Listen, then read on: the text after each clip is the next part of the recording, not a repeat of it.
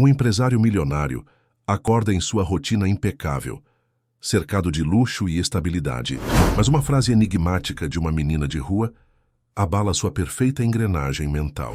Traído no amor, nos negócios e na confiança, vê seu mundo desabar diante de seus olhos. Se esta linda história de superação e amor te interessou, não se esqueça de se inscrever no nosso canal e diga-nos de que cidade você nos está vendo, continuando. A manhã em São Paulo começava como tantas outras para Maurício Vasconcelos. O despertador tocou pontualmente às 6 horas na suíte principal da mansão, localizada no bairro do Morumbi, uma das áreas mais exclusivas da metrópole. Enquanto o sol ainda tentava romper a neblina característica das manhãs paulistanas, Maurício já seguia sua rotina impecável, cultivada ao longo dos seus 48 anos de vida. Dono da Vasconcelos Incorporações, uma das maiores empresas do setor imobiliário do país, Maurício havia construído seu império do zero. Filho de imigrantes portugueses de classe média, transformou um pequeno negócio de construção em um conglomerado que empregava mais de 5.000 funcionários e tinha projetos espalhados por todo o Brasil. Sua fortuna era estimada em bilhões, mas ele mantinha a mesma disciplina dos tempos em que precisava contar cada centavo. Após o banho matinal, vestiu um de seus ternos italianos feitos sob medida e desceu para o café da manhã, onde encontrou Débora, sua esposa há 17 anos. Ainda em roupão de seda, com os cabelos castanhos perfeitamente alinhados mesmo àquela hora, ela sorriu ao vê-lo. "Bom dia, seu amor. Reuniões importantes hoje?" perguntou Débora, servindo-lhe uma xícara de café colombiano, exatamente como ele gostava. "Sim, vamos finalizar a compra daquele terreno na Zona Oeste. Se tudo correr bem, será o maior empreendimento residencial da história da empresa", respondeu Maurício, consultando rapidamente o relógio de ouro em seu pulso. "E você, algum plano para hoje?" "Reunião da fundação pela manhã e depois, aula de tênis. Talvez eu visite minha mãe à tarde", disse ela com naturalidade, enquanto passava geleia em uma torrada. "Ah, e lembrei que precisamos chamar alguém para verificar o encanamento do subsolo. Escutei barulhos estranhos ontem." Maurício assentiu distraidamente. A perfeição de sua vida conjugal era mais um item em sua lista de conquistas. Débora era a esposa ideal, inteligente, elegante, discreta e eficiente, tanto nas funções sociais quanto na administração da vida doméstica. Seu casamento era tão bem estruturado quanto seus empreendimentos imobiliários. "Peça a Josefa para contratar alguém de confiança", respondeu automaticamente, referindo-se à governanta que trabalhava para eles há mais de uma década. Terminado o desjejum, Maurício despediu-se da esposa com um beijo leve nos lábios e dirigiu-se à garagem, onde Juvenal, seu motorista particular, já o aguardava ao lado do Mercedes blindado. "Bom dia, Sr. Vasconcelos. Trânsito tranquilo até o momento", informou o motorista, abrindo a porta traseira. "Ótimo, Juvenal. Vamos direto para o escritório." "Hoje?" O carro deslizou suavemente pelo caminho de pedras que levava ao portão principal da mansão. Enquanto o sistema automatizado abria o portão, Maurício revisava mentalmente os pontos que precisaria abordar na reunião da manhã. Foi neste momento que algo incomum aconteceu.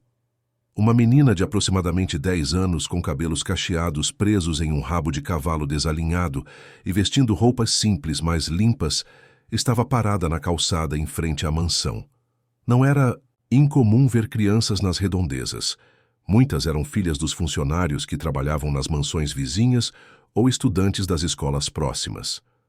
O que chamou a atenção de Maurício foi o fato dela parecer estar esperando por algo, ou alguém. Quando o carro se aproximou do portão, a menina olhou diretamente para a janela traseira, como se soubesse exatamente quem estava ali. Seus olhos, de um castanho profundo, encontraram os de Maurício. Então, para a surpresa do empresário, ela sorriu e acenou. Juvenal diminuiu a velocidade instintivamente e Maurício, impelido por uma curiosidade inexplicável, abaixou o vidro. "Bom dia, tio", disse a menina alegremente, com um sotaque que denunciava suas origens no Nordeste brasileiro. "Só vim avisar que o encanador está chegando."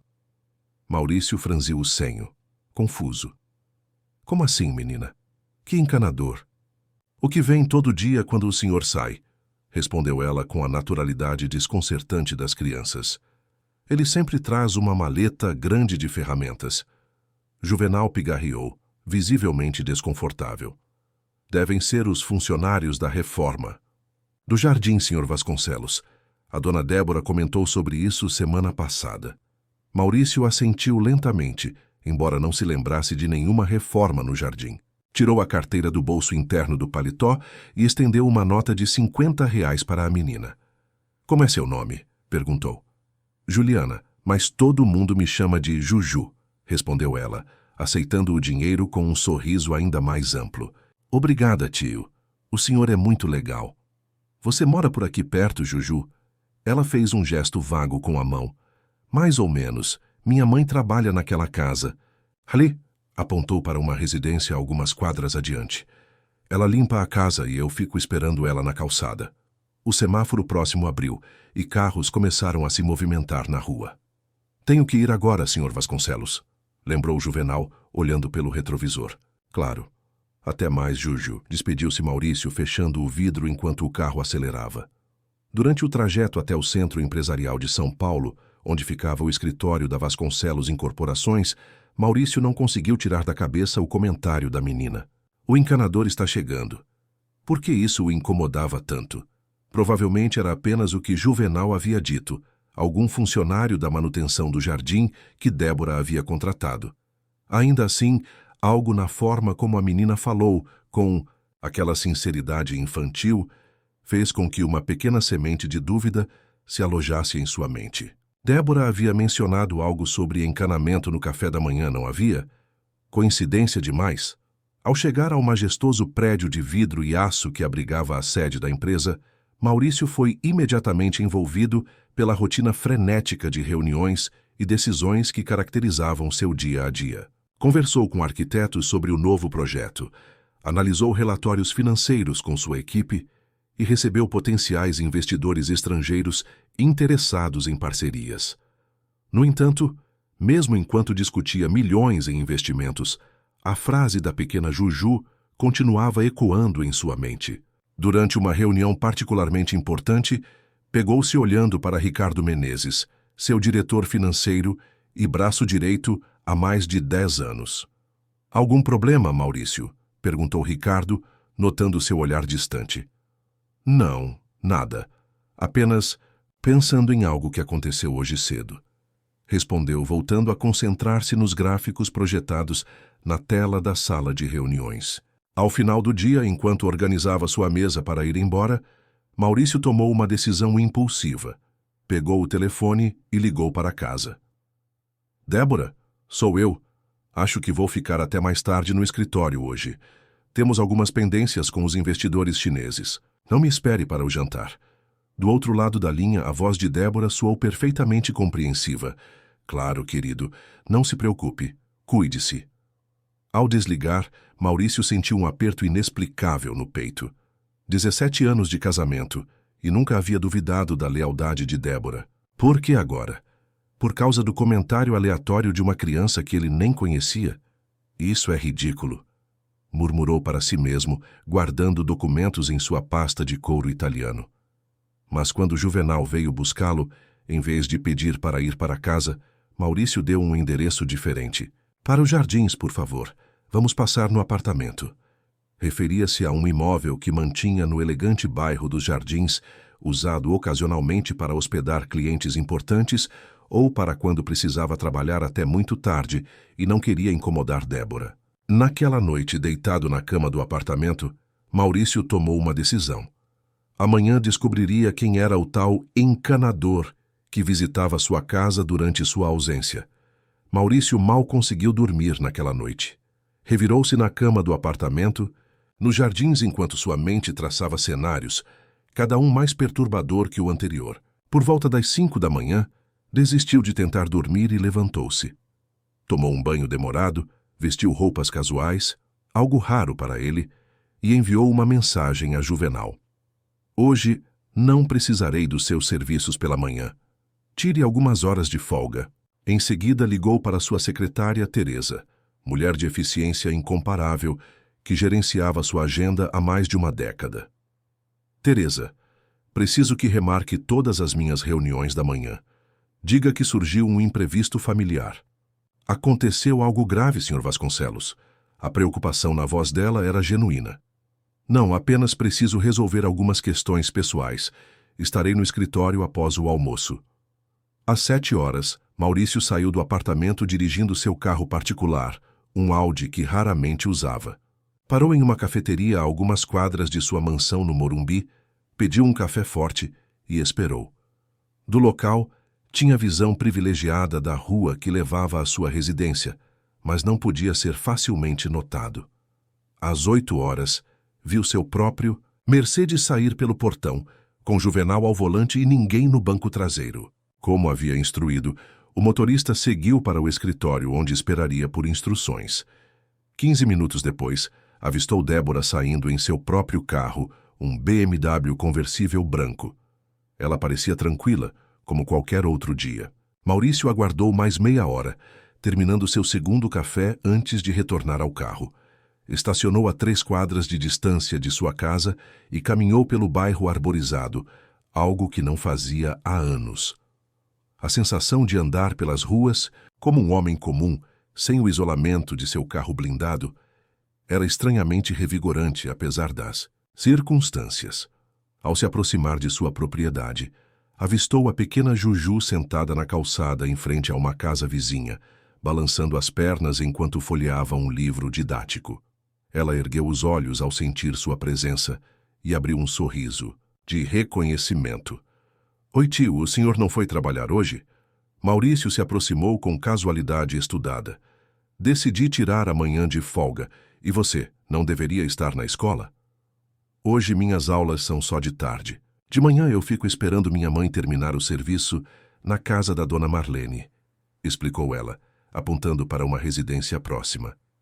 Maurício sentou-se ao lado dela no meio-fio, gesto que teria considerado impensável 24 horas. Antes, Juju, sobre o que você me disse ontem, esse encanador, você o vê com frequência? Os olhos da menina brilharam com a inocência de quem não compreende a gravidade da informação que possui. Quase todo dia que o senhor sai. Ele chega pouco depois com a maleta grande. Às vezes, fica horas lá dentro. Um nó se formou na garganta de Maurício. E como ele é? Bonito, respondeu prontamente. Parece aqueles atores de novela. Cabelo preto, sempre bem arrumado. Às vezes vem com um carro azul escuro, às vezes com uma moto grande. E a senhora da casa, como age quando ele chega? Juju deu de ombros. Ela sempre sorri muito. Uma vez eu vi ele se abraçando no portão, antes de entrar. Cada palavra era como uma agulha perfurando o peito de Maurício. 17 anos de casamento. 17 anos acreditando que construíra algo sólido e verdadeiro. Olha, ele tá chegando, sussurrou Juju de repente, apontando discretamente. Maurício virou-se com cuidado, protegido pela sombra de uma árvore. Um homem em torno dos 35 anos estacionava uma moto esportiva a poucos metros do portão da mansão. Alto, atlético, vestia calça jeans cara e camisa de grife.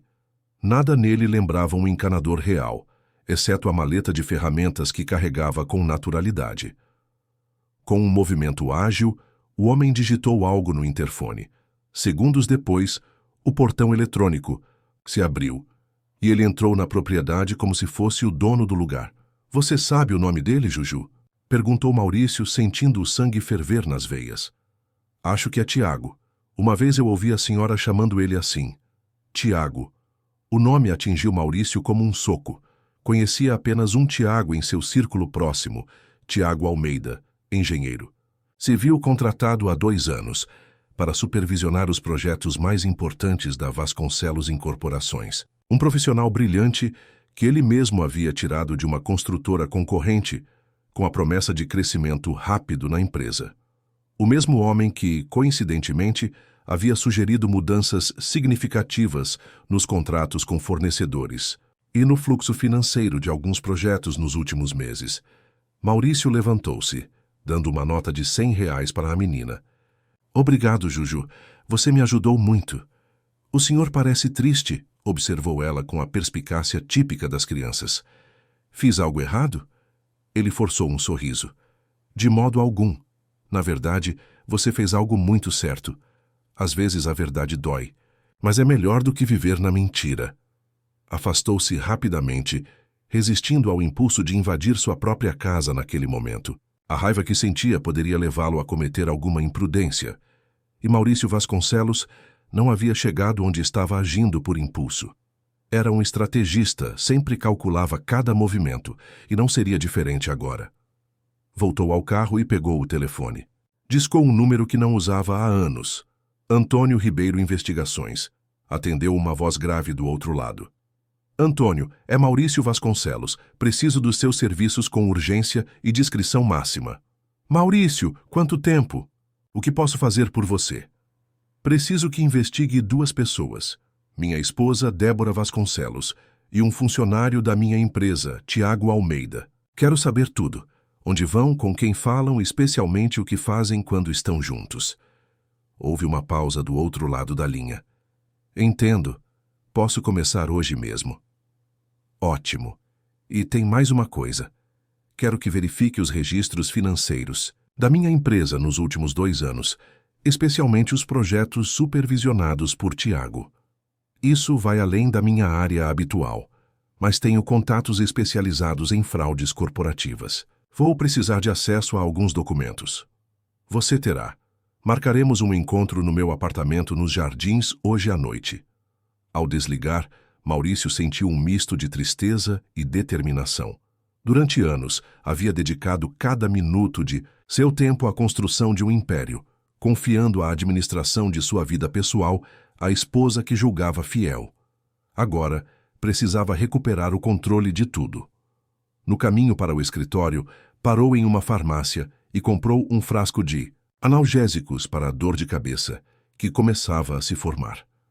Ao chegar a Vasconcelos, Incorporações, manteve a expressão neutra e a postura de sempre, cumprimentando funcionários com a cordialidade distante que o caracterizava. Ricardo, preciso falar com você, disse ao entrar na sala de seu diretor financeiro, a portas fechadas.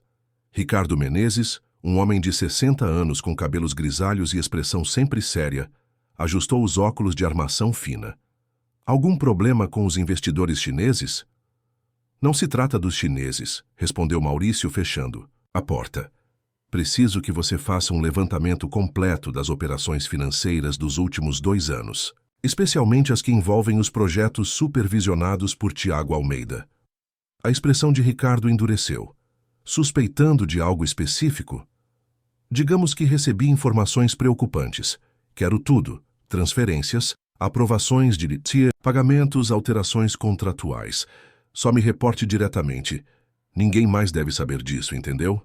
Ricardo assentiu gravemente. Vai levar alguns dias para um levantamento completo. Algumas informações estão no sistema principal.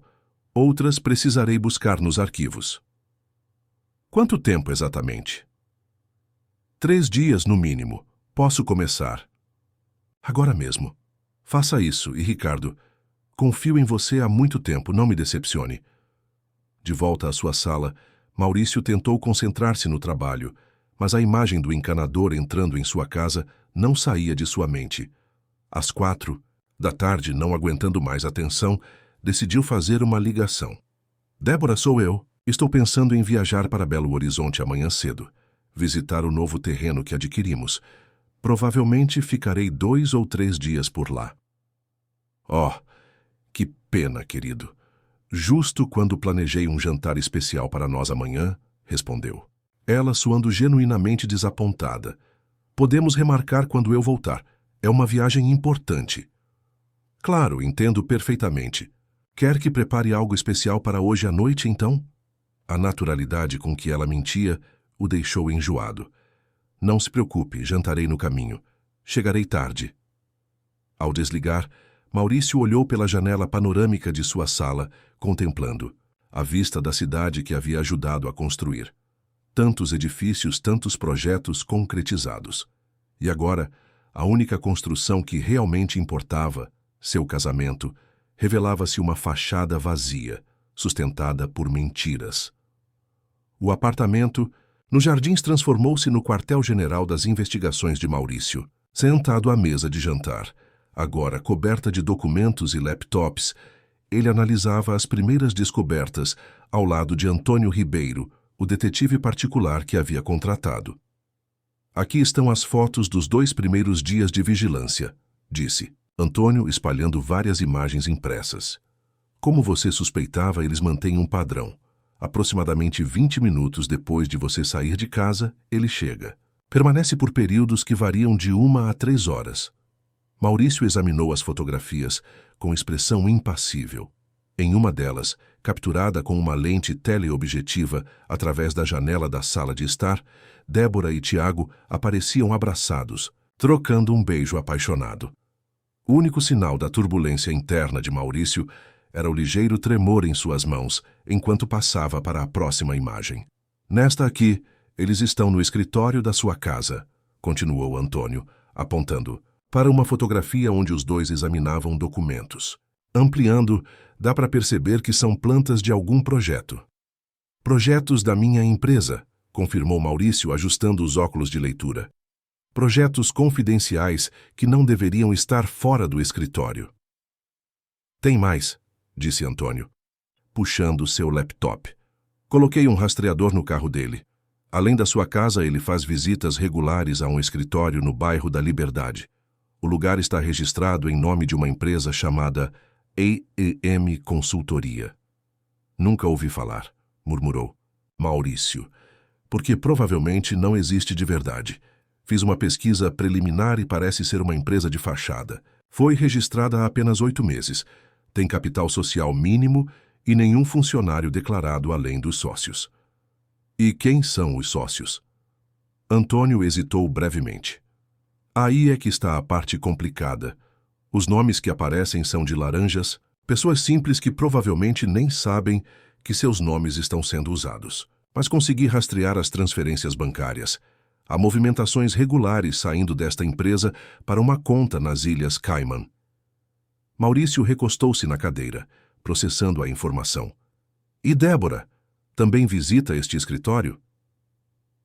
2 vezes na semana passada. Sempre se encontra com Tiago lá. Eles tomam cuidado, chegam em horários diferentes, mas é claramente um ponto de encontro regular. O telefone de Maurício vibrou sobre a mesa. Era uma mensagem de Ricardo. Precisamos conversar urgentemente. Encontrei algo. Antônio, continue monitorando os dois. Quero saber todos os lugares que frequentam, todas as pessoas com quem se encontram, e preciso de informações mais detalhadas sobre essa tal AEM Consultoria. Estou trabalhando nisso. Já tenho um especialista em crimes financeiros investigando o fluxo de dinheiro. Em alguns dias teremos um quadro mais completo. Após a saída do detetive, Maurício ligou para Ricardo. Estou no apartamento dos Jardins. Pode vir agora? Meia hora depois, Ricardo chegava com uma pasta volumosa e expressão grave. Após se servir de um copo de uísque, sentou-se pesadamente à frente de Maurício. O que descobriu? Perguntou. Maurício, direto como sempre. Ricardo abriu a pasta e começou a explanar. Nos últimos 18 meses, houve alterações significativas nos contratos com fornecedores de 3 grandes projetos. Em todos eles, Tiago Almeida era o engenheiro responsável, e você assinou as autorizações. Eu assino dezenas de documentos por semana, Ricardo. Confio na minha equipe para as verificações preliminares. Exatamente, ele contava com isso. Ricardo empurrou alguns documentos para Maurício. Veja estas cláusulas adicionais, aparentemente inofensivas, mas que permitiram desvios sistemáticos para empresas subcontratadas. Uma delas é a AEM Consultoria. Maurício sentiu o sangue gelar. Quanto? Pelo que consegui apurar até agora, aproximadamente 12 milhões de reais. Meu Deus! Maurício passou a mão pelo rosto, sentindo o peso de cada palavra. Como não percebemos isso antes? Os desvios foram inteligentes, diluídos em diversos contratos e justificados como consultoria especializada ou serviços técnicos complementares. E a assinatura digital que aprovava esses pagamentos era a sua. Impossível. Nunca autorizaria isso. Ricardo hesitou antes de continuar. Maurício, sua senha e autenticação digital foram usadas corretamente em todas as transações. Alguém, com acesso aos seus dispositivos pessoais, fez isso. O silêncio que se seguiu foi ensurdecedor. Maurício levantou-se, caminhou até a janela e observou as luzes da cidade. São Paulo à noite, vista daquele apartamento de luxo, sempre lhe pareceu um mar de possibilidades. Agora, parecia um campo minado de traições. Débora conhece minhas senhas, disse finalmente sem se virar. Sempre deixei meu celular desbloqueado em casa e meu laptop pessoal. Ela poderia facilmente ter acesso. Sinto muito, murmurou Ricardo. Sei o quanto isso deve ser difícil para você. Continue investigando. Quero um relatório completo de todos os desvios, todas as empresas envolvidas. Não podemos envolver a polícia ainda. Preciso entender a extensão disso tudo primeiro. Quando Ricardo saiu, já passava da meia-noite. Maurício serviu-se de mais um drink e verificou as mensagens em seu celular. Havia 3 de Débora, a última perguntando se estava tudo bem, já que ele não havia retornado para casa. Com dedos pesados pelo cansaço e pela amargura, digitou uma resposta breve. Tudo bem. Trabalhando até tarde. Durma sem me esperar. Nos 2 dias seguintes, Maurício manteve-se afastado de casa, alegando uma viagem de negócios a Belo Horizonte. Hospedado no apartamento dos Jardins, dividiu seu tempo entre o escritório e reuniões com Antônio e Ricardo, enquanto as evidências contra Débora e Tiago se acumulavam. Na manhã do 3º dia, recebeu uma ligação de Antônio. Aconteceu. Algo estranho. A menina que conversava com você desapareceu. Como assim desapareceu? Maurício sentiu um aperto no peito. Segundo a mãe dela, uma empregada doméstica chamada Regina, a menina não voltou da escola ontem. Ela está desesperada, já procurou em todos os lugares. Você acha que tem relação com o nosso caso? Não sei dizer com certeza, mas é uma coincidência inquietante. A menina tinha o hábito de ficar na calçada perto da sua casa, observando o movimento. Se ela viu algo que não deveria, Maurício não precisou ouvir mais. Onde está a mãe dela agora? No distrito policial do Morumbi, registrando ocorrência. Encontre-me lá em 20 minutos. O 809º distrito policial estava movimentado naquela manhã de quinta-feira. Maurício localizou facilmente Regina, uma mulher negra de meia-idade, com olhos vermelhos de choro, sentada em um banco no corredor. Ao vê-lo se aproximar, ela o reconheceu imediatamente. Sr. Vasconcelos, o que faz aqui? Soube do desaparecimento. Da Juliana. Vim oferecer ajuda. A mulher pareceu confusa. O senhor mal conhece minha filha. Conversamos algumas vezes quando eu saía para trabalhar, explicou Maurício, sentando-se ao lado dela. Juliana é uma menina especial, inteligente e observadora. Quero ajudar a encontrá-la. Regina enxugou as lágrimas com um lenço já úmido. A polícia diz que precisa esperar 24 horas para considerar desaparecimento, que ela provavelmente está na casa de alguma amiguinha. Mas minha Juju nunca faria isso sem avisar. Algo aconteceu, tenho certeza. Naquele momento, Antônio chegou e se juntou a eles. Maurício fez as apresentações rapidamente e então pediu mais detalhes sobre o último dia em que Juliana foi vista. Ela foi para a escola normalmente, de manhã. Deveria voltar às 12h30. Sempre almoça comigo na casa onde trabalho. Depois faz a lição de casa e me espera até o fim do expediente. Ontem ela nunca chegou para o almoço. Alguém a viu saindo da escola? Perguntou Antônio. A professora disse que ela saiu com as outras crianças. O porteiro não notou nada estranho. Simplesmente sumiu no caminho. Maurício e Antônio trocaram olhares significativos. Regina, vou contratar uma equipe particular para procurar sua filha. Tenho recursos que a polícia não tem. Prometo que faremos tudo para encontrá-la. A mulher o encarou, uma centelha de esperança iluminando seu rosto exausto. Por que o senhor faria isso? Mal nos conhece. Maurício hesitou. Não podia revelar, só as suspeitas ainda, não sem provas concretas. Digamos que sua filha me fez um favor importante recentemente. Estou apenas retribuindo. Enquanto Regina era chamada por um investigador de polícia, Maurício puxou Antônio para um canto mais reservado. Acha que Tiago pode estar envolvido nisso? É uma possibilidade, respondeu o detetive baixando a voz. Se a menina estava observando a casa regularmente, pode ter visto algo comprometedor. Ou talvez tenha comentado com alguém sobre o encanador que visitava sua esposa. Preciso encontrá-la, Antônio. Use todos os recursos necessários. Já acionei meus contatos. Tenho boas relações com alguns policiais aposentados que podem ajudar. Também coloquei 2 investigadores para monitorar Tiago em tempo integral. Ótimo. E quero que coloque alguém para proteger Regina também. Se eles foram capazes de fazer algo com a menina, o celular de Maurício tocou, interrompendo a conversa. Era Débora, com um aceno para Antônio, afastou-se para atender. Oi, Débora. Maurício, quando você volta de Belo Horizonte? Estou com saudades. A naturalidade na voz dela o enojava agora. Como podia mentir com tanta facilidade, enquanto possivelmente estava envolvida no desaparecimento de uma criança? Devo voltar. Que amanhã à noite, respondeu controlando a voz. As negociações estão se estendendo mais do que esperava. Entendo. Tudo bem com você? Parece tenso. Apenas cansado. Te ligo mais tarde. Ao desligar, Maurício sentiu uma determinação renovada. Não se tratava mais apenas de sua traição pessoal ou mesmo da fraude financeira. Agora, a vida de uma criança inocente poderia estar em perigo, e ele faria qualquer coisa para encontrá-la. Os dias seguintes foram um turbilhão de descobertas cada vez mais sombrias. Maurício, que sempre se orgulhara de sua capacidade de manter a calma mesmo nas negociações mais tensas, sentia-se à beira de um colapso. A busca por Juliana tornou-se sua prioridade absoluta, ofuscando até mesmo a dor da traição. Na sala do apartamento nos Jardins, transformada em centro de operações improvisado, Maurício, Antônio e um pequeno grupo de investigadores contratados analisavam mapas, registros telefônicos e imagens de câmeras de segurança.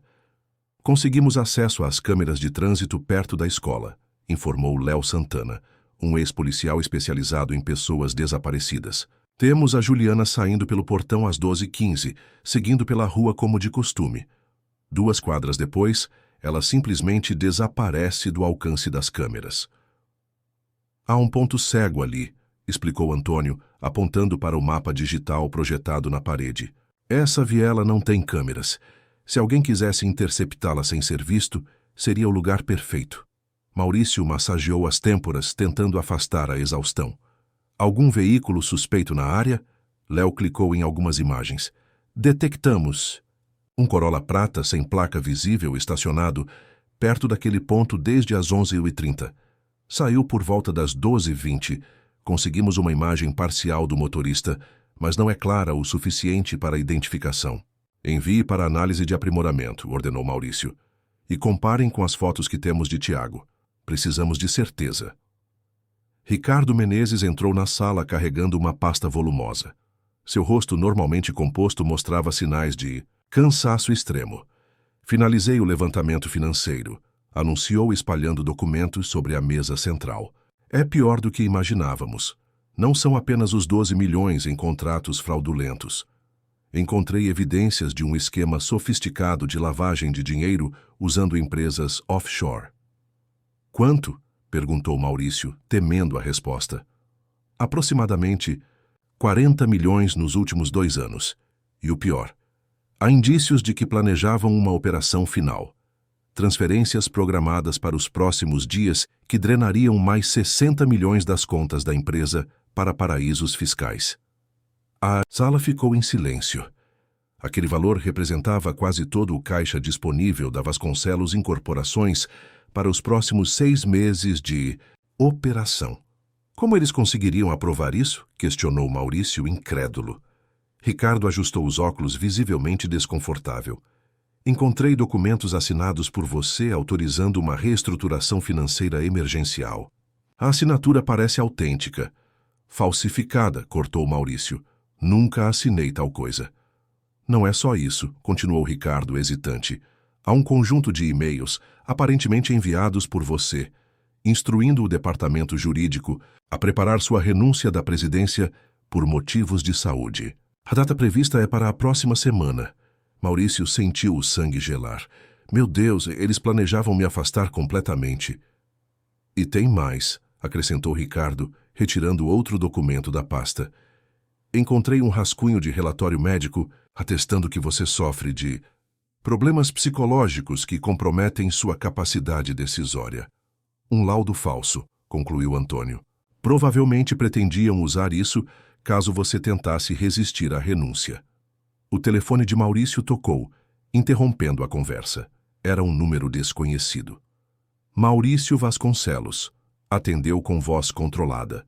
Senhor Vasconcelos, aqui é Paula, da Menezes Tecnologia. O senhor solicitou análise urgente de algumas imagens? Sim, correto. Conseguimos aprimorar a qualidade e fazer reconhecimento facial com 92% de certeza.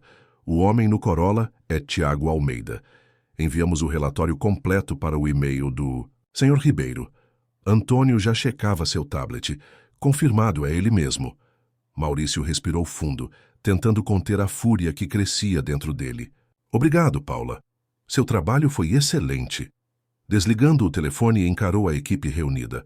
Acho que temos evidências suficientes para envolver as autoridades.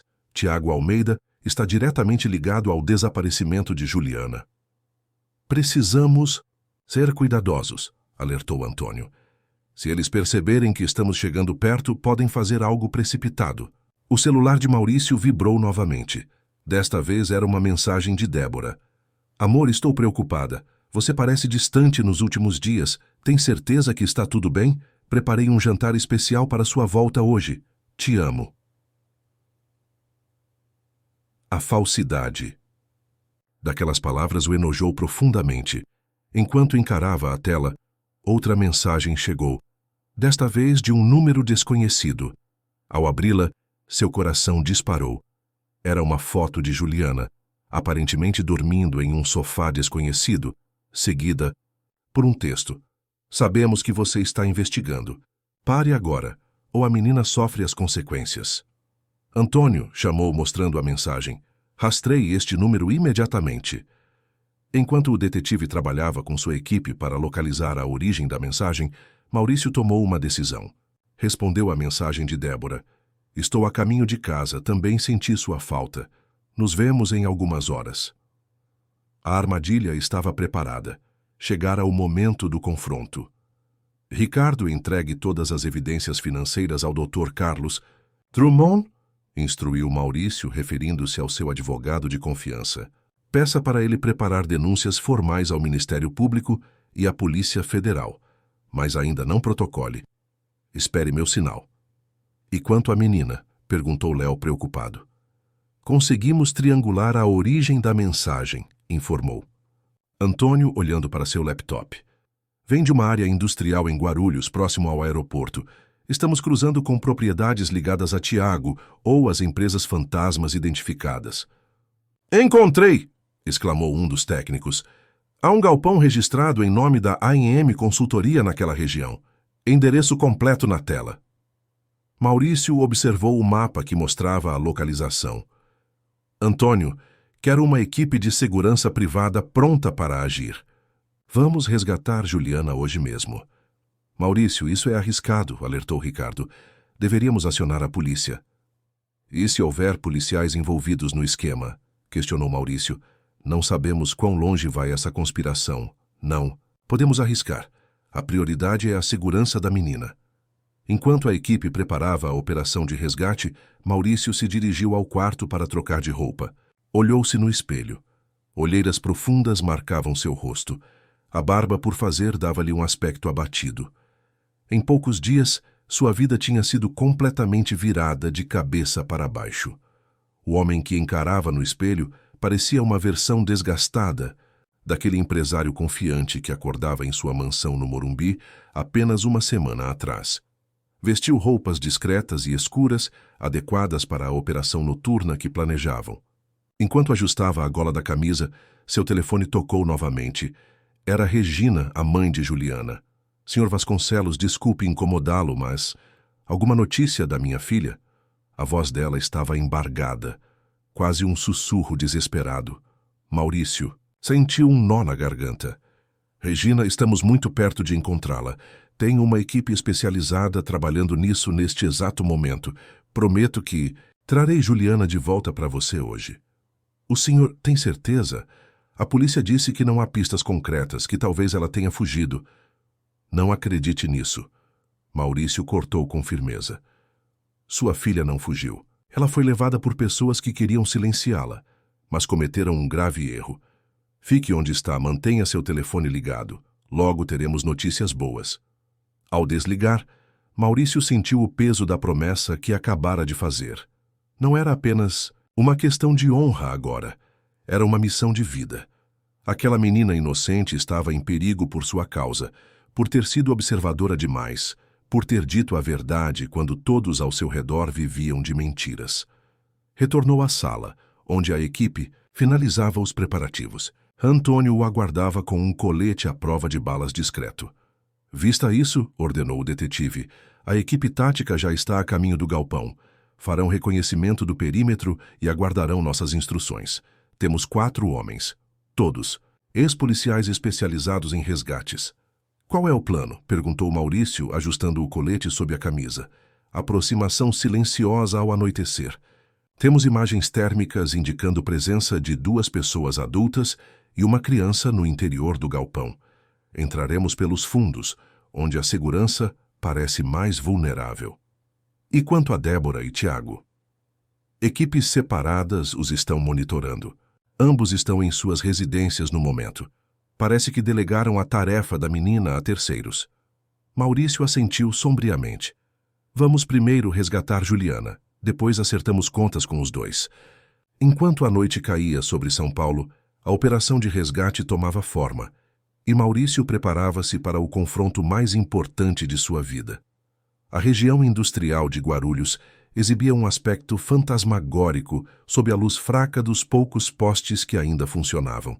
Fileiras de galpões abandonados ou subutilizados se estendiam por quadras, a maioria protegida apenas por cercas enferrujadas e cadeados simbólicos.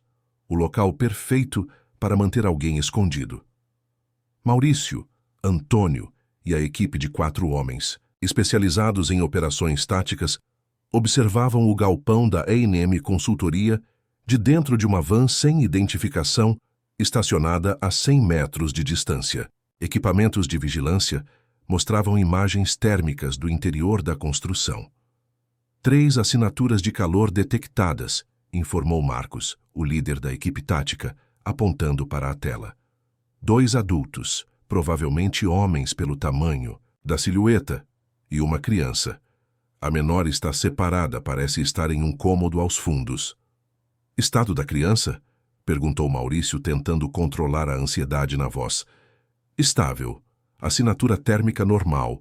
Movimentação constante, mas limitada. Provavelmente está acordada, mas contida de alguma forma. Maurício sentiu o sangue ferver. A ideia de Juliana presa, assustada, possivelmente amarrada, era insuportável. Qual é o plano? Perguntou dirigindo-se a Marcos. O ex-policial, um homem negro de quase 2 metros com expressão impassível, indicou um esquema tático no tablet. Entrada silenciosa pelos fundos. Há uma porta de serviço com fechadura simples, sem sistemas de alarme detectáveis. 2 de nós neutralizam os vigias, enquanto os outros 2 vão direto para a criança. Operação rápida, sem tiros, sem confrontos prolongados. Armamento? Questionou Antônio. Não letal apenas. Tasers, spray de pimenta, bastões retráteis, sem exceções, respondeu Marcos, olhando firmemente para sua equipe. Não podemos arriscar a segurança da menina e não queremos complicações legais. Depois, Maurício assentiu grato pelo profissionalismo. E minha função? O senhor fica na van, disse Marcos categoricamente. Com todo respeito, Sr. Vasconcelos, o senhor não tem treinamento para este tipo de operação. Seria um risco adicional, desnecessário. Por um momento, o orgulho de Maurício quis protestar, mas a razão prevaleceu. Entendo, mas quero estar próximo o suficiente para intervir se necessário. Ficaremos em contato constante por rádio, garantiu Antônio, entregando-lhe um pequeno dispositivo de comunicação. Você ouvirá tudo em tempo real. A equipe fez os últimos preparativos. Vestindo roupas pretas e coletes discretos, verificaram equipamentos e sincronizaram relógios.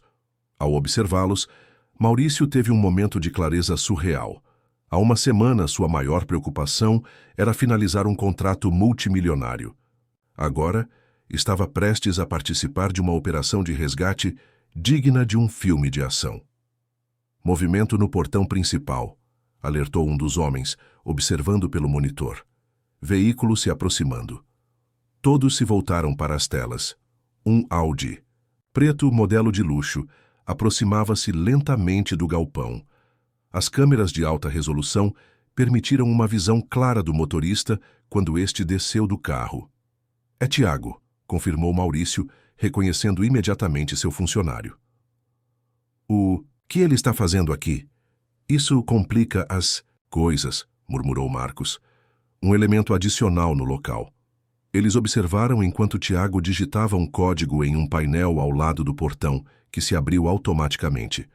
O carro entrou e estacionou próximo à entrada principal do galpão. Nova leitura térmica, anunciou um dos técnicos. 4 adultos agora mais a criança. Antônio e Marcos trocaram olhares preocupados. Precisamos recalibrar o plano. Com mais um adulto no local, as chances de algo dar errado aumentam. Maurício observava atentamente a tela, quando notou algo estranho. Esperem. Olhem o padrão de movimento dele. Todos se concentraram na imagem térmica. Tiago caminhava de um lado para outro, gesticulando vigorosamente. Os outros 2 homens mantinham-se estáticos, como se estivessem recebendo ordens ou sendo repreendidos. Ele está nervoso, concluiu Antônio. Algo não está saindo conforme o planejado. Como que para confirmar a observação, o telefone de Maurício vibrou. Era uma mensagem de Débora. Amor, que horas você chega? O jantar está esfriando. Quase simultaneamente, outra mensagem chegou, do mesmo número desconhecido que enviara a foto de Juliana. Tempo acabando. Transferência de 10 milhões para a conta indicada até meia-noite ou consequências irreversíveis. Maurício mostrou as mensagens para Antônio. Eles estão ficando desesperados. Talvez tenham percebido que estamos investigando. Isso pode ser bom e ruim, ponderou Marcos. Gente desesperada comete erros, mas também se torna mais perigosa. Precisamos agir agora, antes que decidam fazer algo impulsivo com a menina. Concordo, disse Maurício, sentindo a urgência da situação. Qual é o novo plano? Mantemos a abordagem pelos fundos, mas com modificações. 2 homens criam uma distração no lado oposto do galpão, um pequeno incêndio controlado ou algo que acione alarmes. Enquanto eles vão verificar, os outros 2 entram e vão direto para a criança. A equipe rapidamente se reorganizou conforme o novo plano.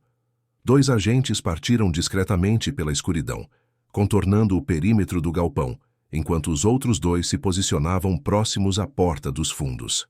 Maurício, na van com Antônio, sentia cada segundo passar como uma eternidade. Suor frio escorria por sua testa enquanto observava os pontos luminosos no monitor, representando sua equipe se movendo lentamente em direção aos alvos. Posição alfa alcançada. Veio a voz calma de um dos agentes pelo rádio. Preparando. Distração em 3, 2, 1. Uma pequena explosão iluminou brevemente o lado norte do complexo, seguida por um alarme estridente. Nas imagens térmicas, viram 2 dos pontos maiores se movendo rapidamente em direção ao distúrbio. Tiago. Permanece no local principal, informou Antônio, observando atentamente. Parece estar ao telefone. Equipe Beta, avancem, ordenou Marcos pelo rádio. Os 2 agentes posicionados nos fundos rapidamente forçaram a entrada. A operação, a partir deste ponto, desenvolveu-se com precisão militar, enquanto Maurício e Antônio observavam pela transmissão de vídeo em tempo real das câmeras corporais dos agentes. Estes se moviam silenciosamente pelos corredores escuros do galpão. Primeiro alvo neutralizado, Veio o sussurro pelo rádio, quando um dos vigias, distraído com o alarme, foi rapidamente imobilizado com um golpe preciso que o deixou inconsciente. Localizamos a criança, informou outro agente. Sala aos fundos, porta trancada. Estado dela? Perguntou Maurício, incapaz de conter-se. Visível através de uma janela pequena, consciente, aparentemente ilesa. Está sentada em um sofá, assistindo televisão. Não parece estar amarrada, mas a porta está trancada pelo lado de fora. Maurício sentiu um alívio momentâneo. Pelo menos Juliana não parecia estar sob tortura ou em condições desumanas. Procedam com a extração, ordenou Marcos. A fechadura foi rapidamente forçada e os agentes entraram na sala. A câmera corporal mostrou Juliana, sentada em um sofá velho assistindo desenhos animados em uma pequena TV. Seus olhos se arregalaram de medo ao ver os homens mascarados, mas um deles rapidamente se ajoelhou à sua frente, removendo a balaclava. Juliana, estamos aqui para te levar para casa. Sua mãe está esperando por você. O Sr. Vasconcelos nos enviou. Ao ouvir o nome familiar, a expressão da menina mudou de medo para alívio. O tio Maurício? Ele veio me buscar?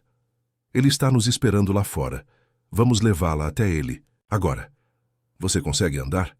Juliana assentiu, levantando-se prontamente. Eles disseram que eu precisava ficar aqui para minha segurança, que pessoas más estavam me procurando, mas eu sabia que não era verdade. Você foi muito corajosa, disse o agente, pegando-a pela mão. Agora precisamos ser muito silenciosos, como em um jogo de espião. Consegue fazer isso? A menina assentiu novamente, colocando o dedo sobre os lábios em um gesto de silêncio. A equipe começou a recuar com Juliana pelos mesmos corredores por onde entraram, mantendo comunicação constante sobre a posição dos outros adultos no galpão. Maurício observava com o coração acelerado, incapaz de relaxar até que a menina estivesse segura na van. Tiago está se movendo, alertou Antônio de repente, observando o monitor térmico. Está indo em direção à sala da menina. Equipe, acelerem a extração, ordenou Marcos pelo rádio. Repito, acelerem a extração. Alvo principal se dirigindo à sua posição. Os agentes apressaram o passo, praticamente carregando Juliana. Enquanto corriam pelos corredores escuros, estavam a apenas alguns metros da saída, quando um grito furioso ecoou pelo galpão. Ela sumiu. A menina sumiu. Corram, ordenou Marcos, abandonando a discrição. A equipe alcançou a porta dos fundos e emergiu na escuridão do terreno. Um dos agentes carregava Juliana nos braços, correndo em direção à van, enquanto o outro cobria a retaguarda. Equipe Alfa, interceptem qualquer perseguição, comandou Marcos pelo rádio. Os outros dois agentes que haviam criado a distração agora se moviam para bloquear qualquer saída do galpão. Maurício abriu a porta lateral da van, sentindo uma onda de emoção ao ver Juliana se aproximando. A menina, ao avistá-lo, abriu um sorriso de reconhecimento e alívio. Tio Maurício, exclamou ela quando o agente a colocou dentro do veículo. Sem hesitar, lançou-se nos braços do empresário, que a abraçou com força, sentindo lágrimas nos olhos. Você está bem. Juju? Eles machucaram você? Ela balançou a cabeça negativamente. Só não me deixavam sair. Diziam que era para minha proteção, mas eu sabia que era mentira. Eu queria minha mãe. Vamos levá-la para ela agora mesmo, prometeu Maurício, verificando rapidamente se havia algum ferimento visível. Para seu alívio, além de algumas manchas de sujeira nas roupas, Juliana parecia fisicamente ilesa. Todos a bordo, anunciou Marcos, quando os últimos agentes entraram na van. Vamos sair daqui. O motorista ligou o motor e começou a se afastar, discretamente, sem acender os faróis até estarem a uma distância segura. Através das câmeras traseiras, viram Tiago e um dos vigias saindo às pressas do galpão, olhando freneticamente em todas as direções. Ligação chegando do outro time de vigilância, informou Antônio, atendendo seu celular. Débora, já acabou de sair de casa. Parece estar a caminho do galpão. Deixe-a ir, disse Maurício, ainda abraçado a Juliana. Quanto mais evidências acumularem contra si mesmos, melhor. Enquanto a van se afastava pelas ruas desertas da zona industrial, Maurício fez uma ligação para Regina. Regina, encontramos Juliana. Ela está segura, sem ferimentos. Estamos levando-a para você agora. Os soluços de alívio do outro lado da linha foram tão intensos que Maurício teve que afastar o telefone do ouvido. Ao seu lado, Juliana sorriu ao ouvir a voz da mãe, estendendo a mão para pegar o aparelho. Mãe, estou bem. O tio Maurício me salvou dos homens maus. Enquanto a menina conversava animadamente com a mãe, Maurício trocou olhares significativos com Antônio e Marcos. E agora? Perguntou o líder da equipe tática. Agora, respondeu Maurício, com uma determinação fria que surpreendeu até a si mesmo. Preparamos a armadilha final. A reunião de Juliana com sua mãe foi um momento que Maurício sabia que guardaria para sempre em sua memória. O choro convulsivo de Regina ao abraçar a filha, a mistura de alívio e gratidão em seus olhos quando agradeceu repetidamente a ele, o modo como segurava Juliana, como se temesse que ela pudesse desaparecer novamente, a qualquer instante. Vocês ficarão em um hotel por enquanto, explicou Maurício, entregando a Regina um cartão magnético. É uma suíte no Maxud Plaza, com segurança privada 24 horas. Não saiam de lá até que eu entre em contato novamente. Mas meu trabalho, começou Regina preocupada. Já falei com sua empregadora. Expliquei que houve uma emergência familiar e que você precisará de alguns dias de licença. Ela entendeu perfeitamente. Não se preocupe com dinheiro. Todas as despesas estão cobertas. Após garantir que mãe e filha estavam seguras em seu refúgio temporário, Maurício retornou ao apartamento nos Jardins, onde Antônio, Ricardo e o advogado Carlos Drummond o aguardavam. Todas as evidências foram compiladas, informou Carlos. Um homem magro e austero de 60 anos, especializado em direito penal empresarial. Temos documentação suficiente para provar fraude, apropriação indébita, falsificação de documentos e agora com o caso da menina, podemos adicionar cárcere privado. Quando pretende apresentar à polícia? Perguntou Maurício, servindo-se de um café forte. Já estabeleci contato com o delegado Mendonça, da Delegacia de Crimes Financeiros. Ele é incorruptível e tem histórico de discrição em casos envolvendo grandes empresários. Podemos proceder assim que você der o sinal. Maurício consultou o relógio, quase 22 horas. Seu celular mostrava 6 chamadas perdidas de Débora e uma mensagem recente. Amor, onde você está? Estou preocupada. Por favor, ligue urgentemente. Tiago e Débora estão em pânico agora, observou Antônio, que acompanhava o rastreamento de ambos pelos celulares. Depois do resgate da menina, eles se encontraram brevemente no galpão e agora estão na cobertura dele em Pinheiros. Muitas ligações sendo feitas, provavelmente tentando descobrir o que aconteceu e elaborando um plano B. Qual é o próximo passo? Perguntou Ricardo, que parecia ter envelhecido anos nos últimos dias. Maurício respirou fundo, organizando os pensamentos. Após uma semana de descobertas devastadoras, sentia-se estranhamente calmo, como se tivesse alcançado uma clareza que nunca experimentara antes. Vou para casa, anunciou finalmente. É hora de confrontar Débora pessoalmente. Isso é muito arriscado, protestou Antônio.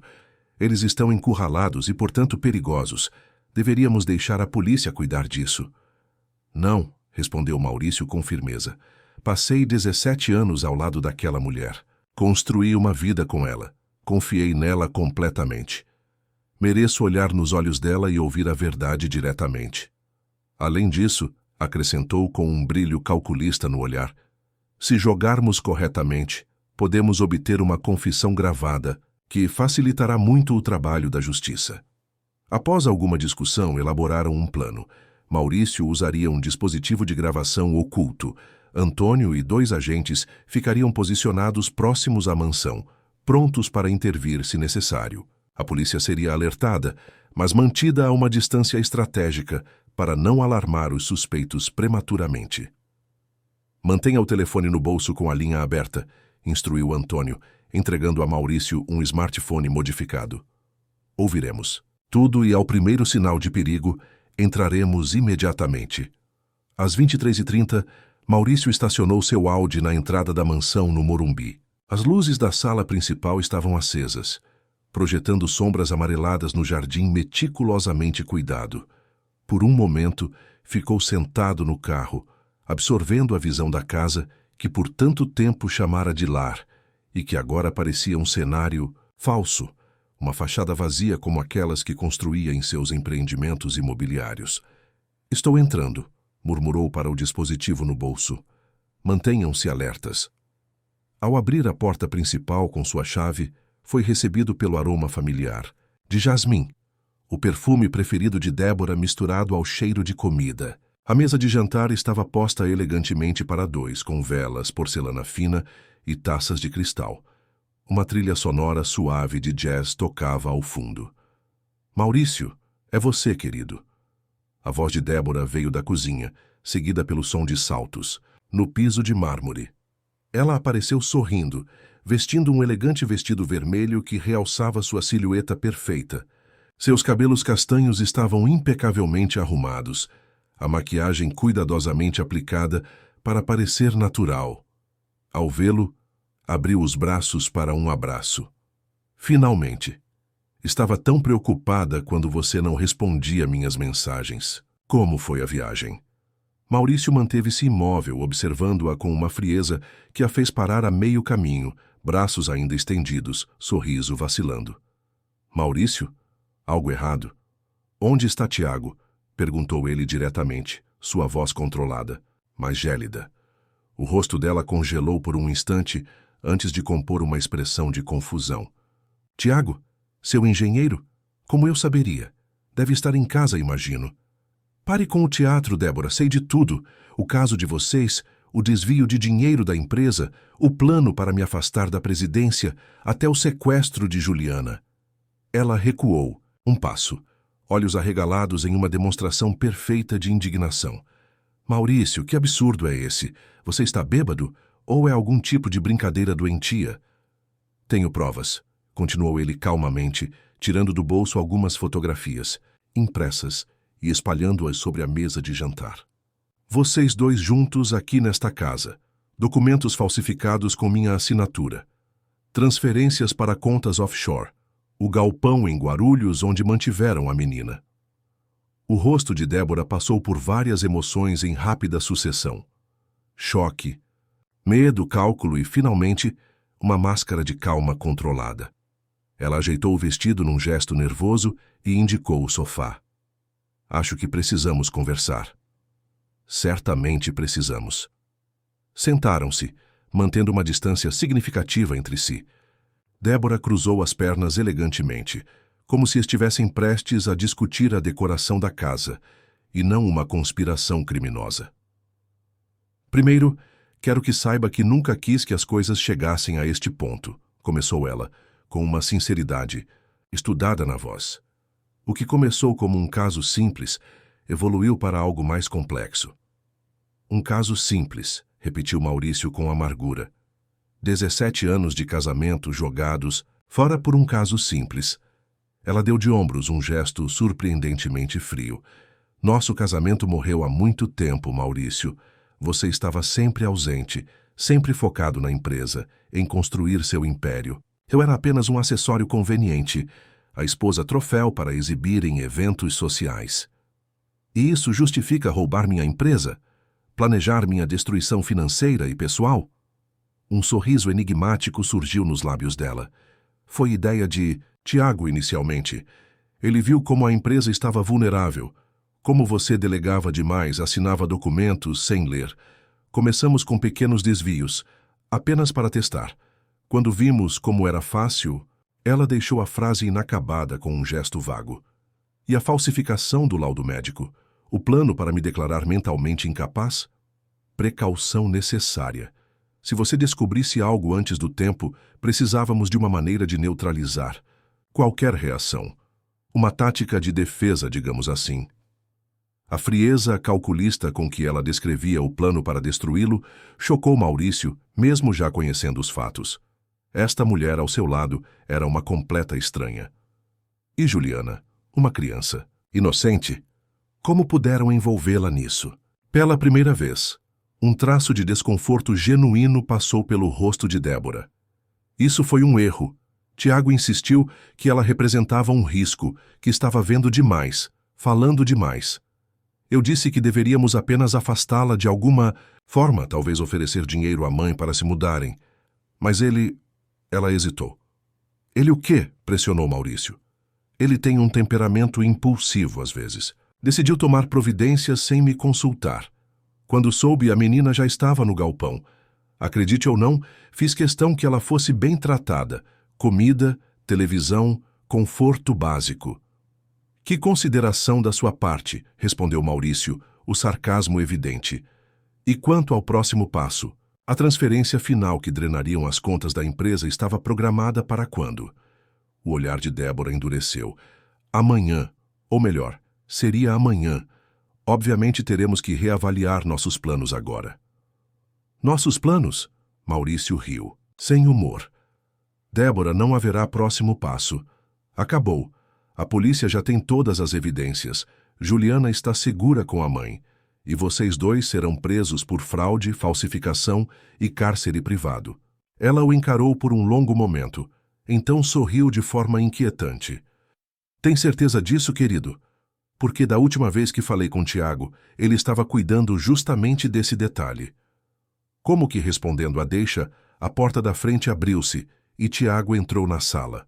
Alto, atlético, com o charme fácil que Maurício sempre observara em reuniões de negócios, agora exibia uma expressão tensa e determinada. Chegou bem na hora, comentou Débora, levantando-se para ficar ao lado dele. Maurício sabe de tudo. Tiago avaliou a situação rapidamente, olhos calculistas passando de Maurício para as fotos espalhadas sobre a mesa. Imaginei que isso pudesse acontecer, disse com uma calma forçada. Por isso tomei algumas precauções adicionais hoje. Que tipo de precauções? Perguntou Maurício, sentindo o ambiente se carregar de tensão. Conversas interessantes com pessoas influentes, respondeu Tiago, circundando lentamente a sala. Você não é o único com conexões importantes nesta cidade, Maurício. Digamos que seu amigo delegado Mendonça recebeu uma oferta que não pôde recusar. O estômago de Maurício afundou. Seria possível que tivessem corrompido até mesmo Mendonça, conhecido por sua integridade? Não acredito em você, declarou, mantendo a compostura. Não precisa acreditar, sorriu Tiago. Apenas observe os próximos dias. Enquanto isso, temos uma proposta para você. Não estou interessado em propostas. Deveria estar, interveio Débora. É sua única saída digna deste impasse. Ela sentou-se novamente, cruzando as pernas, com elegância estudada. É muito simples, Maurício. Você anuncia seu afastamento temporário da presidência por motivos de saúde. Transfere o controle operacional para o Conselho, que, coincidentemente, tem vários membros alinhados conosco. Em troca, mantemos sua reputação intacta, sem escândalos públicos. Estão me oferecendo uma aposentadoria forçada em troca do meu silêncio? Perguntou Maurício, incrédulo. Estamos oferecendo uma saída honrosa, corrigiu Tiago. Você mantém uma porcentagem pequena, mas confortável das ações, renda suficiente para viver bem pelo resto da vida, e evita a humilhação pública de um divórcio escandaloso e acusações potencialmente devastadoras. Que acusações? Débora e Tiago trocaram olhares. Foi ela quem respondeu. Temos documentos mostrando que você estava ciente e aprovava os desvios. Sua assinatura está em tudo, lembra? Seria sua palavra contra a nossa e a de vários diretores que já estão do nosso lado. Maurício sentiu uma onda de raiva quase incontrolável. Durante uma semana inteira, havia descoberto camadas e mais camadas de traição, cada uma mais profunda que a anterior. E agora eles tinham a audácia de ameaçá-lo em sua própria casa. E se eu recusar? Tiago deu de ombros com falsa casualidade. Então utilizaremos o plano B. O laudo médico já está pronto, apenas esperando para ser oficializado. Sua saúde mental será questionada, suas decisões recentes serão escrutinadas como evidência de instabilidade. Será um processo longo, caro e extremamente público. No final, mesmo que você consiga provar sua sanidade, sua reputação estará destruída. Pense bem, Maurício, acrescentou Débora com voz suave, quase conciliatória. Você sempre foi um homem prático, um negociador. Isso é apenas mais uma negociação. Por um momento, o silêncio dominou a sala, pesado e tenso. Maurício olhou de um para o outro, absorvendo a confiança em suas posturas, a certeza de que tinham o controle da situação. Então, lentamente, um sorriso começou a se formar em seus lábios. Sabem qual foi o maior erro de vocês? Perguntou, surpreendendo-os com sua repentina tranquilidade. Acreditarem que eu seguiria previsível, mesmo depois de descobrir tudo. Ele se levantou calmamente e caminhou até o bar, servindo-se de um uísque. Com o copo na mão, voltou-se para os dois que o observavam com crescente apreensão. Acontece que eu também tomei algumas precauções adicionais, continuou Maurício. Por exemplo, esta conversa inteira está sendo gravada e transmitida ao vivo para meu advogado, para o verdadeiro delegado Mendonça, que, a propósito, nunca recebeu oferta alguma de vocês, e para o promotor estadual especializado em crimes financeiros. O rosto de Débora empalideceu visivelmente. Tiago deu um passo agressivo em direção a Maurício, mas parou ao ouvir o som de vidro quebrando nos fundos da casa. Ah, e tem mais, sorriu Maurício, levantando a voz. Vocês podem entrar agora. As semanas seguintes ao confronto na mansão do Morumbi passaram como um turbilhão para Maurício. A operação policial havia sido impecável. Antônio e sua equipe entraram coordenadamente com os oficiais da Polícia Federal no momento exato em que Débora e Tiago faziam suas confissões incriminadoras. As expressões de choque de ambos quando perceberam a armadilha foram registradas, não apenas pelos dispositivos de gravação, mas também pelas câmeras corporais dos policiais, tornando-se provas irrefutáveis para o processo judicial. A imprensa, naturalmente, teve um dia de festa. Traição bilionária e o golpe do falso encanador foram algumas das manchetes mais brandas que circularam nos dias seguintes. Maurício recusou todas as solicitações de entrevistas, emitindo apenas uma nota oficial através de seu departamento de comunicação, afirmando sua confiança na justiça e pedindo privacidade durante o processo. Agora, quase 2 meses depois daquela noite fatídica, Maurício contemplava o horizonte de São Paulo do terraço de seu apartamento nos Jardins. A cidade se estendia à sua frente, infinita e vibrante, refletindo o sol poente em milhares de janelas. Algumas daquelas janelas pertenciam a edifícios que ele mesmo havia construído.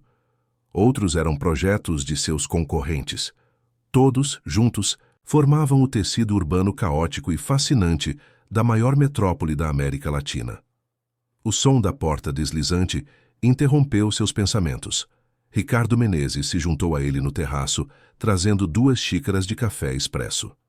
Os advogados acabaram de ligar, informou Ricardo, entregando uma das xícaras a Maurício. A juíza negou o pedido de prisão domiciliar de Débora. Ela permanecerá detida durante todo o processo. E Tiago? Continua colaborando com as investigações, aparentemente tentando conseguir alguma redução de pena. Já revelou detalhes sobre outros esquemas que nem sabíamos que existiam. Maurício assentiu, sorvendo um gole do café amargo. Não sentia prazer na desgraça de Débora e Tiago, apenas um estranho vazio misturado com a sensação de que a justiça estava sendo feita. E a recuperação dos valores? Perguntou, voltando-se para questões mais práticas. Melhor do que esperávamos. A equipe de investigação financeira já bloqueou cerca de 70% do montante desviado. As contas nas Ilhas Cayman foram congeladas através de cooperação internacional, e as propriedades adquiridas com o dinheiro estão em processo de apreensão. Incluindo aquele galpão em Guarulhos, Ricardo deu um meio sorriso. Especialmente o galpão. Aliás, falando nisso, ele não precisou completar a frase. A porta do terraço deslizou novamente e Juliana entrou correndo, seguida por sua mãe, Regina, que sorria timidamente. "Tio Maurício!" exclamou a menina, abraçando-o com entusiasmo. "Olha o que eu ganhei na escola hoje." Ela estendeu orgulhosamente um certificado colorido que proclamava "Aluna destaque do trimestre, matemática. Isso é incrível, Juju. Maurício sorriu, genuinamente, abaixando-se para ficar na altura dela. Sempre soube que você era especial. Regina se aproximou visivelmente mais bem vestida e com aparência mais saudável do que quando Maurício a conhecera. Ela não para de estudar. Os professores da escola nova estão impressionados com seu potencial. Após o resgate de Juliana, Maurício tinha feito questão de mudar completamente a vida de mãe e filha. Regina agora trabalhava como supervisora de serviços gerais, na sede da Vasconcelos Incorporações, com salário digno e benefícios completos. Juliana frequentava uma das melhores escolas particulares de São Paulo, com todas as despesas pagas pela recém-criada Fundação Novos Horizontes, estabelecida por Maurício para apoiar crianças em situação de vulnerabilidade. A professora disse que eu posso ser engenheira quando crescer, continuou Juliana animadamente, ou arquiteta, ou astronauta. Você pode ser o que quiser, assegurou Maurício, sentindo um calor no peito que há muito não experimentava. O importante é nunca deixar de observar o mundo ao seu redor com esses olhos atentos que você tem. Enquanto Juliana corria para explorar o terraço, Regina se aproximou de Maurício. Nunca vou conseguir agradecer o suficiente por tudo que fez por nós, disse ela com voz embargada. Não precisa agradecer. Se não fosse por Juliana, eu ainda estaria vivendo uma mentira, sendo roubado por pessoas em quem confiava. Ela mudou minha vida tanto quanto eu mudei a de vocês. Regina sorriu, enxugando uma lágrima discreta. Ainda assim, o apartamento, a escola, meu novo emprego, é mais do que jamais sonhei ter. É apenas o começo, garantiu Maurício. A fundação vai expandir suas atividades no próximo ano. Estamos adquirindo um terreno no Capão Redondo para construir um centro educacional completo. Gostaria que você participasse do conselho gestor, trazendo sua perspectiva. Os olhos de Regina se arregalaram. Eu? Mas não tenho experiência com essas coisas, nem formação. Tem algo muito mais valioso: conhecimento prático sobre as reais necessidades das comunidades que queremos servir. Além disso, acrescentou com um sorriso, você criou uma filha extraordinária sozinha, trabalhando em condições difíceis. Isso mostra mais capacidade de gestão do que muitos executivos formados nas melhores universidades. Naquele momento, o telefone de Maurício vibrou. Era uma mensagem de Antônio. Sentença do caso AAM Consultoria saiu. 12 anos para os principais envolvidos. Podemos conversar quando tiver um momento. Maurício guardou o telefone sem responder. Aquele capítulo de sua vida estava se encerrando e ele preferia focar no novo que começava a se desenhar. Vocês gostariam de jantar conosco? Convidou, dirigindo-se a Regina e incluindo Ricardo com o olhar. Estou pensando em experimentar aquele novo restaurante italiano no Itaim. Durante o jantar, em uma mesa reservada com vista para um pequeno jardim, iluminado, Maurício observava a interação entre Juliana, sempre curiosa e falante, sua mãe, gradualmente mais confiante em um ambiente que antes lhe seria intimidador, e Ricardo, que demonstrava uma paciência surpreendente ao responder às perguntas incessantes da menina sobre como os edifícios permaneciam em pé durante terremotos. Cena contrastava dramaticamente com as refeições silenciosas e formais que costumava ter com Débora, onde cada gesto era calculado e cada palavra cuidadosamente selecionada para manter as aparências. Havia uma autenticidade neste momento que Maurício percebeu ter buscado durante toda a sua vida adulta sem jamais encontrar verdadeiramente. No caminho de volta, enquanto seu motorista, não mais Juvenal, que se revelara parte do esquema e fornecia informações sobre a rotina de Maurício a Tiago, conduzia o carro pela cidade iluminada, Juliana adormeceu no banco traseiro, recostada no ombro da mãe. Ela teve um dia cheio, comentou Regina suavemente. A nova escola exige muito mais, mas ela adora o desafio. Crianças são surpreendentemente resilientes, observou Maurício. Depois de tudo que ela passou, Vê-la assim, dormindo tranquilamente, é quase um milagre. As sessões com a psicóloga têm ajudado muito. Ela ainda tem pesadelos ocasionais sobre o galpão, mas estão diminuindo. Maurício assentiu, sentindo uma pontada de culpa. Sinto muito que ela tenha sido envolvida nisso tudo por minha causa. Não foi sua culpa, assegurou Regina com firmeza surpreendente. Foi escolha deles usar uma criança inocente em seus planos. A responsabilidade é inteiramente deles. Ao chegarem ao novo apartamento de Regina e Juliana, um 3 quartos confortável em um condomínio seguro, próximo à escola da menina, Maurício ajudou a carregar a adormecida Juliana até seu quarto. O espaço, decorado com estrelas, fluorescentes no teto e prateleiras repletas de livros, refletia a personalidade curiosa e sonhadora da garota. Ela pediu um telescópio de aniversário, comentou Regina ao saírem do quarto.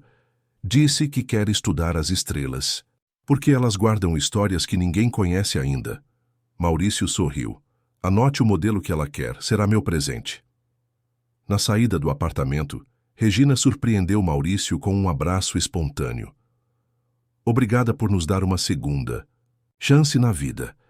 Vocês me deram uma segunda chance também, respondeu ele com sinceridade, especialmente Juliana, com sua observação sobre o encanador. De volta ao seu apartamento nos Jardins, Maurício sentou-se em seu escritório pessoal e abriu o laptop. Na tela, um projeto arquitetônico do Centro Educacional Novos Horizontes mostrava um complexo moderno e sustentável, com salas de aula, laboratórios, biblioteca, área esportiva e espaços culturais. Ao lado, uma lista de futuras unidades planejadas para outras regiões periféricas de São Paulo. Seu telefone tocou. Era Carlos Drummond, seu advogado. Maurício, desculpe ligar a esta hora, mas achei que gostaria de saber. O juiz aceitou nosso pedido para redirecionar os bens apreendidos do esquema de fraude para projetos sociais, especificamente sua fundação. Considerou uma forma apropriada de reparação social pelo dano causado. Isso é perfeito, respondeu Maurício, sentindo-se estranhamente emocionado. Obrigado, Carlos, por tudo. Apenas fazendo meu trabalho. E o Conselho Administrativo aprovou unanimemente sua permanência como presidente. Até mesmo os membros que estavam alinhados com Tiago mudaram de lado quando viram a extensão da fraude. Após desligar, Maurício abriu uma gaveta e retirou uma fotografia antiga.